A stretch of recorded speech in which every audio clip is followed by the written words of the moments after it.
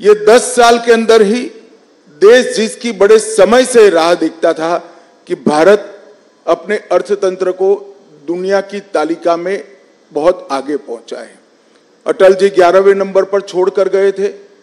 अर्थशास्त्री मनमोहन सिंह जी ने 10 साल में 11वें का 11वां मेंटेन किया और मोदी जी ने 10 साल में 11वें नंबर से 5वें नंबर पर पहुंचा है। और मैं आज आपके कार्यक्रम के माध्यम से देश की जनता को कहने आया हूं, ये मोदी गारंटी है, तीसरे कार्यकाल का आशीर्वाद दे दीजिए। हम तीसरे नंबर की आर्थिक ताकत दुनिया की बन कर रहे हैं। ये 10 साल में भारत मैन्युफैक्चरिंग का हब बना है। ये 10 साल में डिजिटल क्रांति सब्जी वाली से लेकर बड़े बड़े कॉरपोरेट तक ट्रांसलेट कर गई है। ये 10 साल के अंदर भारत के स्टार्टअप दुनिया भर में धूम मचा रहे हैं। ये 10 साल के अंदर ही एक सर्वग्राही, सर्वस्पर्शीय और सर्वसमावेशी शिक्षा नीति का आगाज हुआ है, जो अपनी भाषाओं पर तो गौरव करता है, दुनिया भर की आधुनिक से आधुनिक चीजों को समाहित करते हुए विश्व के मंच पर भारत के युवा को खड़ा रहने की ताकत देता है। ये 10 साल के अंदर भारत सुरक्षित हुआ है। आए दिन बम धमाके कर जाने वाले पड़ोसियों को मैसेज दिया है, सर्जिकल स्ट्राइक और एयर स्ट्राइक कर कर घर में घुसकर आतंकवाद का सफाया करने का दम भारत में है।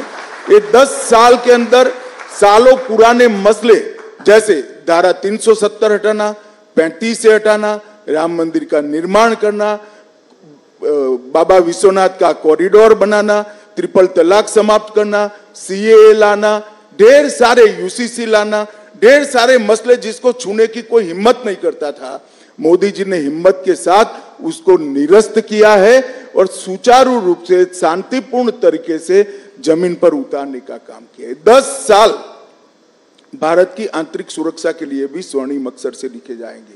हम 3 हॉटस्पॉट से ग्रसित थे, कश्मीर, नॉर्थ ईस्ट और वामपंथी उग्रवाद।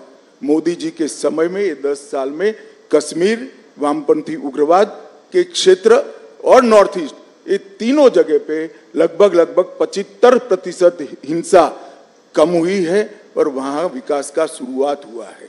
और ये 10 साल में सबसे बड़ी उपलब्धि है, पहले देश के विकास के लिए सिर्फ सरकारें लगा करती थी, नरेंद्र मोदी जी ने महान भारत का संकल्प 130 करोड़ लोगों के स्वप्न बनाकर रखा है और मोदी जी के नेतृत्व में 130 करोड़ लोग जब देश आजादी की शताब्दी मनाएगा 15 अगस्त 2047 को, तब महान भारत की रचना के लिए कटिबद्ध है और उनके नेतृत्व में आगे बढ़ेगा। आप जो कहते हो कि लक्ष्य क्या है, लक्ष्य 400 पार का है।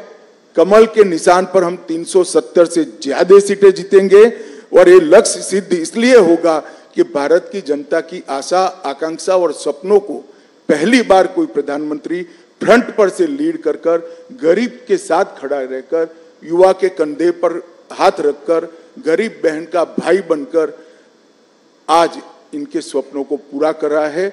मुझे भी पूरा विश्वास है कि मोदी जी के नेतृत्व में भारतीय जनता पार्टी 370 पार करेगी, एनडीए 400 पार करेगी और फिर एक बार मोदी सरकार बनेगी।